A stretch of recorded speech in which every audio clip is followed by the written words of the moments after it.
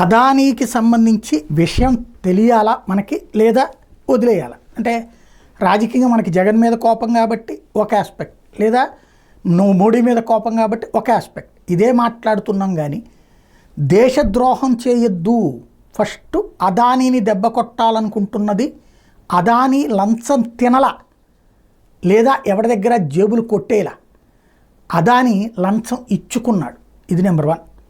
Number 2 వచ్చేటప్పటికి అత్యున్నత స్థాయికి వెళ్ళిన ప్రతిసారి అతన్ని తొక్కాలని ప్రయత్నిస్తున్నాడు. అదానీని తొక్కాలనుకుంటుంది అదానీ మీద ద్వేషంతో కాదు, భారతదేశం మీద ద్వేషంతో.